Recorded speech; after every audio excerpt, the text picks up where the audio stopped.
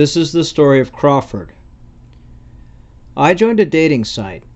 I didn't keep my radius local and didn't expect to really meet anyone. I've heard horror stories of meeting local guys who turn out to be terrible. The man I met online called himself Crawford. His profile picture and profile were decent. He said he lived in Miami, Florida. I live in Atlanta. He told me he was 48 years old and his wife had died 10 years prior due to an illness. He never disclosed what illness. He didn't have any kids. The dating app I was on only allowed non-paying members like myself and Crawford 10 messages to be sent between us before it wouldn't allow us to communicate without paying to join the site. Crawford asked for my number, which I felt wasn't safe as I had only chatted a few lines to him. He asked if we could talk on Hangouts instead, which I was fine with. We exchanged emails and we continued our conversation there. He told me that he worked for an oil company. He supervised the building of oil pipelines and construction in underdeveloped countries. He said the job was very rewarding, but he would travel often. He said he stays out of the country often and he was currently working in Malaysia for business. He asked what I do for work and my marital status, my personal information, things like what I liked and disliked, and some of my favorite things. The first time we talked on Hangouts, it wasn't terribly long. Crawford said he would email me, and we left it at that. 2 days later, I received a very long email about his entire life.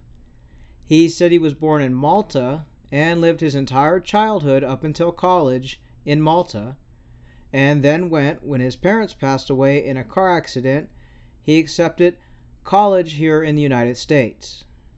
He said he went to Harvard, graduated with a master's in business, and started working for the oil company that he's currently with.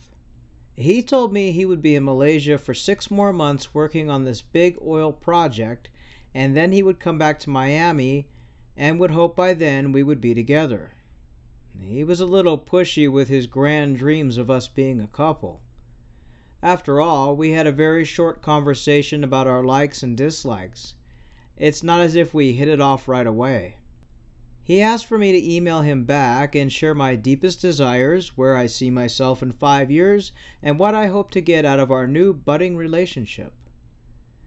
His wording was very odd, and I guess from him saying he was born and raised in Malta, I just assumed that's how people there use their words. I wasn't sure at the time. I took a good day to reply to his email. He was so long-winded, talking about his project in Malaysia, the details of the building site, platforms, oil, boring things that I could care less about. But I suppose he was trying to share his life with me, and work was a big part of his life. I didn't share a ton of personal things. I told him where I lived, and one thing he asked me was if I lived alone, and if I owned my own home. I found that a little strange, but I answered his questions.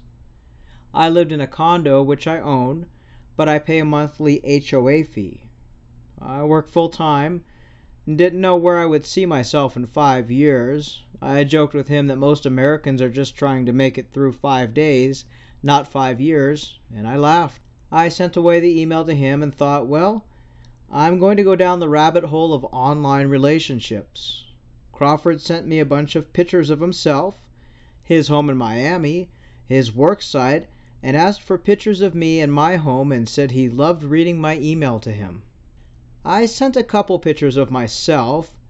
I think I remember sending him a picture of my dining room table or something silly, but there's not much to see in a condo. The pictures he sent of his home were absolutely beautiful.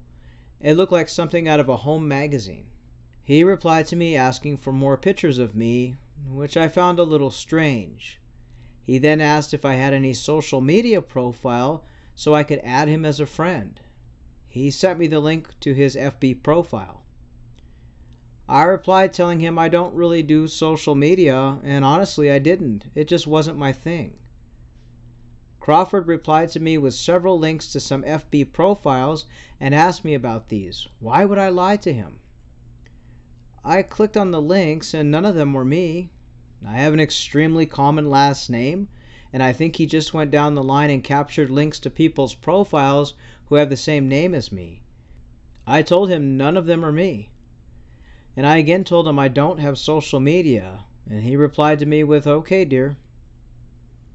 He then emailed me a handful of some more profile links, and none were me. I finally emailed him back telling him none of these are me. I don't have social media, so I'm not sure why he's searching for something that's not there. He then messaged me on Hangouts again, saying he was sorry and he just wanted to make sure because he was cheated on by a woman he met online a few years ago and he had trust issues. I told him I understand, but please don't think that I lie to you. If I tell you that I haven't had this or don't have that, it's the truth. I accepted his apology and we continued chatting. He sent more photos of his job site and told me the plans for building a $60 million oil pipeline in Malaysia. He told me that he was trusted with more than 100 workers to work on this pipeline, and it was an engineering marvel. Honestly, I was bored with him talking about oil pipelines. It was as thrilling as a man talking to me about sports player stats. I just wasn't into it. He would message me paragraph after paragraph about this project. It got to the point I would tell him I was tired and going to bed just to avoid the chats about oil pipes. Crawford, I think, got the clue because he started to message me on Hangouts, rose emojis, and other love stuff. He said he missed our chats after I ignored him for a few days. I decided to give him another shot and we started to message again. I told him that while I respected his job, I found the constant chat about it a bit boring. I wanted to have clarity in this and wanted to be firm about my feelings on it. Crawford said he was sorry and that he just never felt the connection and freedom to speak openly about work before to anyone.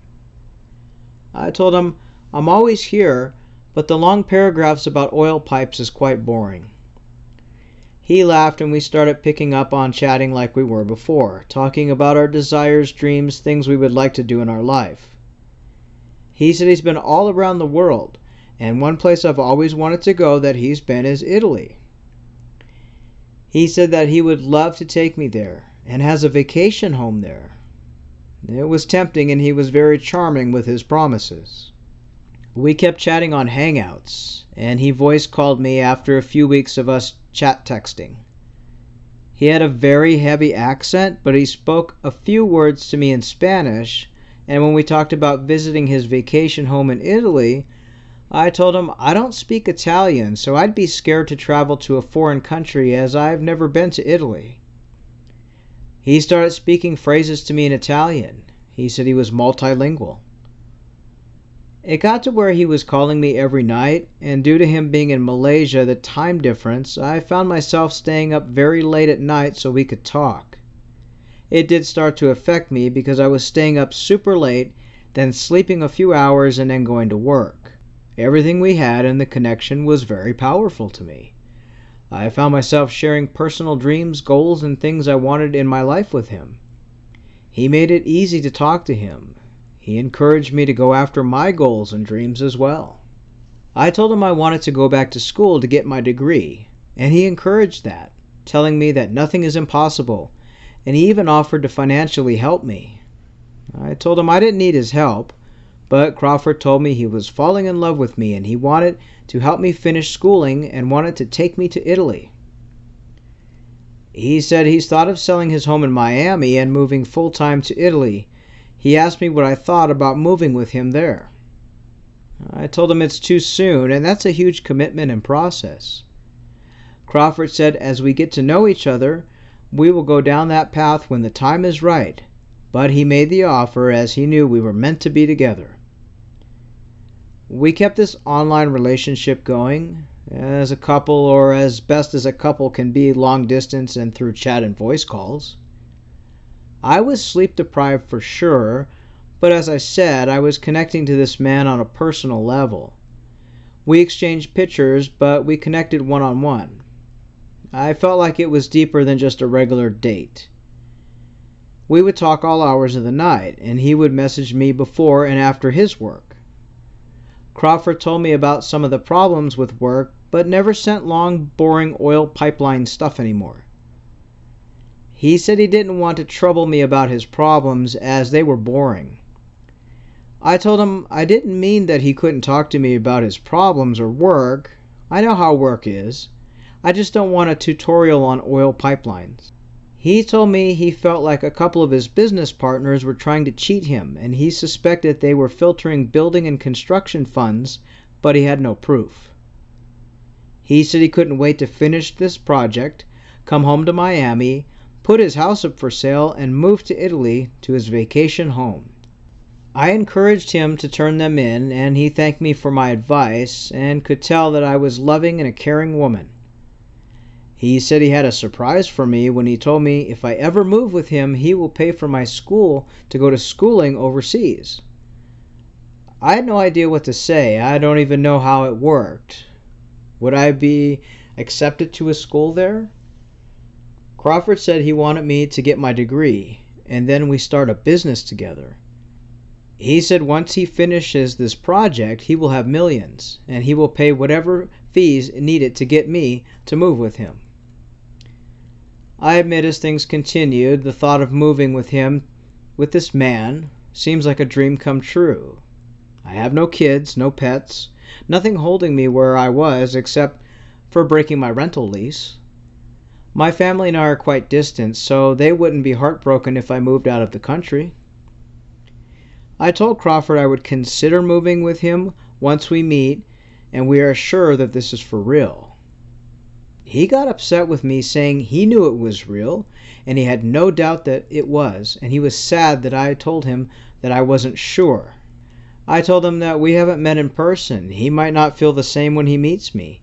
He told me that he knew I was his soulmate. We spent that night on voice chat half the night. Yes, during this relationship I had given him my phone number, and he did sometimes call me directly. He had a phone number from Malaysia, so again I had no reason to question him or where he really was. He would always ask me for pictures, and I always sent them. He must have 50 pictures of me, and I had a few of him. We planned to meet, and he would buy me a ticket to Miami to fly down and meet him. A week before he was set to leave, he asked if I would accept his marriage proposal. During this time, he sent me tons of pictures of his vacation home. I think sleep deprivation and these beautiful opportunities and his love made my head cloudy and hard to think clearly. I told him yes, I would marry him, but he would have to propose in a proper way when we met. Crawford agreed. A few days before he was set to come home, he told me that he needed a copy of my passport and my driver's license to book my flight, and also he wanted to prepay my registration for school because he knew I would go. He said it was $40,000 to register and get a placement for the classes. I had no idea what to say to all of this. He was pushy with things, and I felt bad if I told him no to anything at this point, and I thought I was doing it all out of love. I sent him a copy of my passport and license. I always wanted to travel, so I had an up-to-date passport. Crawford told me he would fly to Miami and then fly me down to Miami, and we would spend a week together before flying to Italy to look at his vacation home and schools. I made plans and put in my vacation time for work. The days leading up to him leaving Malaysia, we talked on the phone and messaged nearly 24/7. I would fall asleep on the phone, and I told Crawford I have to sleep some. I nearly fell asleep driving to work one day, but he begged me to keep talking to him, and that soon we would be together and I could rest, but he didn't want to be a moment without me. He still kept telling me he was waiting for the payment on his completed job, and he said his co-workers were still acting strange.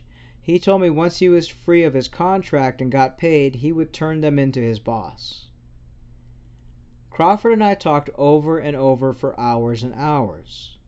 One night, Crawford cut the call and hung up. Well, I figured it got disconnected, but he didn't answer my call when I tried to phone him back. I stayed up waiting for his call, and just as I was falling asleep, he rang. He was crying and extremely upset. He said that his co-worker he had suspected had taken the money from the company bank account. Only he had the login information, and Crawford was in charge of all the payments for the workers, but he said his co-worker must have gotten a hold of his password and then took out the money. He said the worker's family and workers are expecting to get paid, and he was angry, and people were angry with him, trying to throw him in jail for not paying the workers. He said he tried to tell his boss, but his boss said that it was him, Crawford's login information, that showed that he took the money out, and his boss accused him of taking the money. He said he thinks the co-workers used his phone information to log in and make it look like it was him who took all the money out. He said the Malaysian police are going to be called if he doesn't at least pay the workers, and that he didn't get paid and will be thrown out of the hotel, and his boss just fired him and cut off all company credit cards. Crawford said he is trapped and in fear. I told him to call the police, let them investigate things. Crawford said they show that it's his phone information showing who logged into the company bank, and they suspect it's him. He said he was scared and the workers want their pay, and he asked if I could wire $10,000 so he could pay off the workers. I told him I don't have 10 grand. I can't transfer that huge amount of money. He started to accuse me of not loving him and that he will be trapped there and the end game will be big trouble. I was getting upset as Crawford was now crying on the phone to me. He said he needed to escape but has no money, and the company that fired him canceled his flight. He asked if he could borrow $3,000 to book a hotel for the night, then get his flight and get out. He had no working credit card, as he only took his company credit cards with him to Malaysia for this project. I was upset and sleep deprived. I just said yes and told him I had savings. He told me I could wire the money via bank to a trusted friend of his in Malaysia, and he would take care of all the flights and get him a hotel. He said he was starving and broke by this point. I wasn't even thinking. I just logged into my bank and did the transfer to the account he told me to. I don't even know how or when or how long it would take for the transfer to go through. I told Crawford it's on the way and gave him the transfer information. I took a screenshot of the transfer. He thanked me and he said he would fix everything once he was back on American soil, and he told me he loved me and he knew I was a good woman. I told Crawford to please call me tomorrow once everything is sorted, that I was ready to collapse from lack of sleep. Crawford said he would, and then he hung up. About an hour into a deep sleep, my phone rang and it was Crawford again. He said that he needs me to wire an additional $500 to cover the cost of the taxi to the airport and to pay the exit visa or he would be stuck. I was shaking, I was so tired, and he said just to log into my bank and wire it to the same man. I sleepily did it and told him he owes me that money. Crawford promised he would give it back to me as soon as he got home. I fell into a deep sleep after I did the transfer. In fact, I fell asleep talking to Crawford. He apparently called a few more times and I didn't hear a thing. I awoke that next mid-morning to at least 50 missed calls from him. I didn't hear the phone. I called Crawford's Malaysian number directly but got no answer. I then checked Hangouts and email and had a ton of angry messages. He accused me of cheating on him because I didn't answer the phone and suspected I was cheating due to me not answering. He told me we were through and to never contact him again as I had cheated on him. I had to rub my eyes several times to reread his messages, and one nasty email he sent accusing me of cheating. He told me that he can't believe I lied to him, and he called over and over and I didn't answer, so he just knew I was with another man. He sent me a profile link to an FB page with my picture and name, but it said I was in a relationship with a man named Gerald. I don't even know a Gerald, and that wasn't my profile, but it was my picture and my name. I tried calling him again and again before finally sending a message explaining that it's not me. Someone must have cloned my name, used my photos, and opened a social media profile. He never responded. I sent message after message, call after call, and then wrote an email explaining that I fell asleep. had not slept in days and was working all the time and staying up all night talking to him. I was not cheating, and I never cheated. That profile wasn't even mine. I received a reply via email from Crawford that simply called me names, said I was a cheater, and if I contact him again, he would have me charged with a crime for bothering him. I was in shock and panic. I kept trying to call, but my calls wouldn't go through. It would ring a few times and stop. I reported the FB profile, but it never got taken down. And I called my bank to try and reverse the transfer of money, but it had already gone through and they could do nothing. I was heartbroken and so angry at him for thinking I cheated. I went online to try and find his company. I thought maybe I would explain the situation to his boss and how he didn't steal the money and find another way to contact Crawford. I even looked up his full name in Miami to try and find his number, but to no avail. The website for his oil company had an email address on it, so I emailed them explaining everything, hoping his boss would see the email. I never received a reply. I tried to find him and decided to search his photos online, hoping it would lead to his house address or some kind of information on how to contact him. I was desperate for any answer, and that's when I found the man in the photo. He was a politician from Greece. He wasn't named Crawford, and this man's photos are on lots of romance scam warning sites. I didn't know what to think until the truth hit me. I was scammed by Crawford or whoever this was. I had the name of the man that I wired the bank transfer to. I looked him up in search and no information came up. I ended up filing a fraud report with my bank, but they couldn't do anything because I willingly did the transfer. When I did transfer online, my bank even had a fraud warning pop up saying not to wire money to people you don't know, and I clicked accept. I filed a police report, but they did very little and sent me to the FBI's cybercrime site to file a complaint, which I did.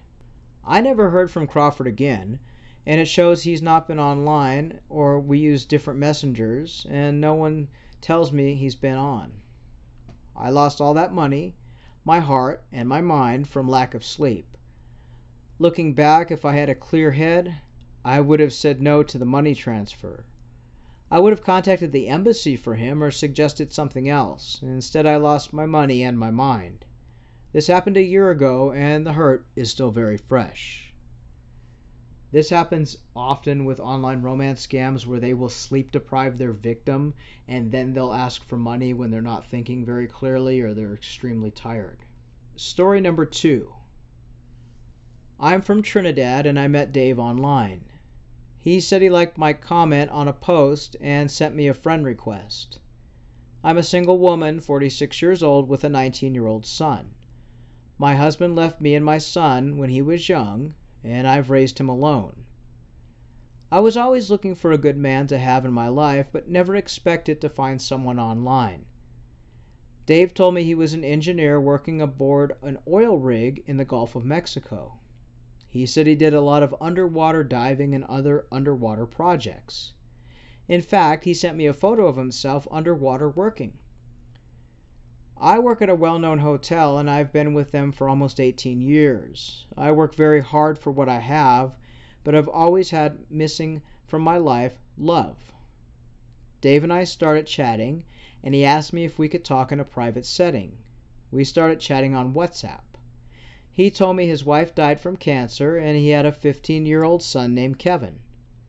He told me he would be working in the Gulf for 2 months before returning to his home in Texas. He told me his son was in a special private school. He was very kind to me and asked about my job, my life, and I told him about my son, and he said our sons are close in age. Since his wife died, he's been missing a motherly figure for his son, and his son doesn't have any friends. He said he loved to cook, and I did as well, so we would exchange and share the types of dishes we liked. I felt he was a good man to talk to, and we had a very long conversation. I let him know that I work quite often, but he asked that I always make time for him. And I tried my best, and we would chat after work duties. He told me about his work and how hard it was being on an oil rig, that the service wasn't always good, so he was unable to video chat or call me until he returned to Texas and back on dry land. He would ask me to send him videos of myself, and so I did, and I took some videos of where I work, the pool at the hotel, and how nice it was. He told me he had feelings for me and really wanted to meet me after he returned to Texas. He asked me if I'd come to see him, but I told him it wasn't possible at the moment. I couldn't take time off work, and for me to travel to the USA would be difficult as I would have to apply for a visa, and that's not an easy process. But I told him he could come here, and I could arrange for him to stay at the hotel I worked at and even get a discount for him. We agreed to meet here. We talked for 4 weeks before he asked me for some help. He told me his phone was running low on minutes, and he asked if I could possibly buy an iTunes card for $100. He told me it was because we talked so much, and he didn't have access to his account until he returned to Texas, and there was no way to buy an iTunes card on an oil rig. We had an Apple store on the property I worked at. I worked at a resort, so our resort beside the hotel had a gift store that had a lot of Apple products. I knew I'd seen iTunes cards there, but I didn't know what they did. He explained that iTunes cards adds minutes to his phone, so I told him I would try and get him one, but a $100 card was a lot of money. He told me he loved me and looked forward to us talking later that night. When I went to work, I found the iTunes cards in the Apple store. Between my lower pay, my bills, and the cost of everything, I couldn't afford a $100 card, so I bought a $25 card, and I had hoped this would be enough. That night when we talked, I told him I got him the card he needed. He thanked me and told me he loved me so much, and he couldn't wait for us to meet. He had me take a picture of the back of the card with the numbers scratched off. When he asked me how much the card was for, I told him all I could afford was $25. He became extremely upset, yelling in the chat saying I was not a good woman and that I was too selfish and why didn't I get him a $100 card, that a $25 card was not enough and I was insulting my love for him by not helping him. I explained to him that $100 is a lot of money for me and I cannot afford that, and that the $25 was part of my food budget that I used. This loving man became terrible to me, shouting in the chat that I was useless and that I wasn't the woman he thought I was. He told me to keep my card as it's an insult. He blocked me and I never heard from him again. When I went to return the card, I was unable to, but when I checked the balance, it had been used. He did use the card, and it wasn't until after this happened that I found out about scams online like this and what iTunes cards are really used for. I felt shocked that this man who was so loving became so mean all over a gift card.